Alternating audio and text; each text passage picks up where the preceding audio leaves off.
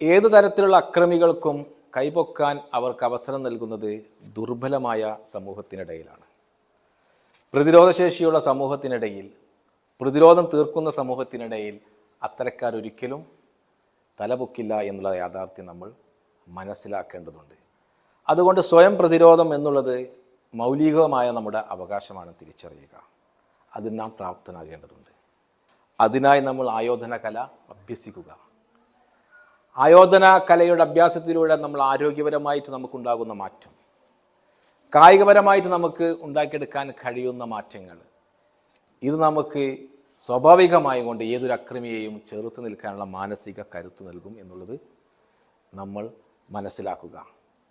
എപ്പോഴും നമ്മൾ മനസ്സിലാക്കേണ്ടത് ഒരു അക്രമിയെ സംബന്ധിച്ചിടത്തോളം നമ്മുടെ നാടുകളിൽ ഇന്ന് വ്യാപകമായി കൊണ്ട് ലഹരി ഉപയോഗിക്കുന്ന ആളുകൾ, അതല്ലെങ്കിൽ മറ്റു ഗുണ്ടാ മാഫിയ സംഘങ്ങളുടെ അക്രമങ്ങൾ പെരുകിക്കൊണ്ടിരിക്കുന്ന കാലഘട്ടമാണ്. നാം നമ്മുടെ ചുറ്റുപാടുകളിലുള്ള അക്രമികളുടെ അക്രമ സ്വഭാവം തിരിച്ചറിഞ്ഞിട്ട് പ്രതികരിക്കണം എന്നുള്ളതാണ്. നമുക്കറിയാം, നമ്മുടെ നാടുകളിൽ പല അക്രമികൾക്കും പല രീതിയിലാണ്.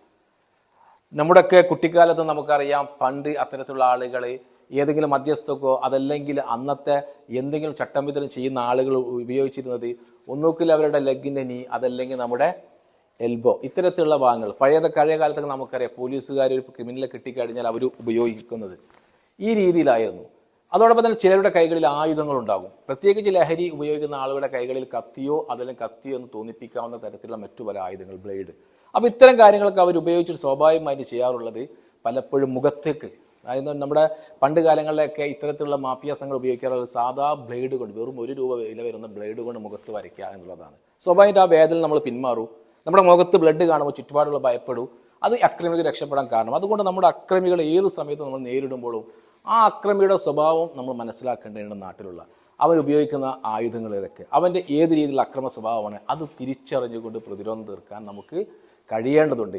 അങ്ങനെ നമ്മളെ സംബന്ധിച്ചിടത്തോളം നമ്മൾ എതിരാളികളുടെ അവരുടെ ഈ സ്വഭാവ രീതികൾ മനസ്സിലാക്കി പ്രതിരോധിക്കുമ്പോൾ നമുക്ക് കൂടുതൽ കരുത്തായിട്ട് മുന്നോട്ട് പോകാൻ സാധിക്കും.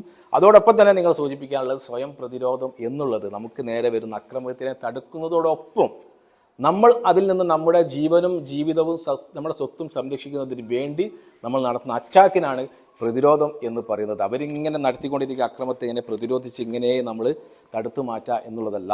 നമ്മുടെ നിലനിൽപ്പിന് വേണ്ടി നമ്മൾ അങ്ങോട്ട് അവരുടെ ഒരു അക്രമം നമ്മൾ തടഞ്ഞു വെച്ചുകൊണ്ട് നമ്മൾ നടത്തുന്ന അറ്റാക്കിലൂടെയാണ് നമുക്ക് ഈ മോചിതനാകാൻ സാധിക്കുക എന്ന് മനസ്സിലാക്കുക.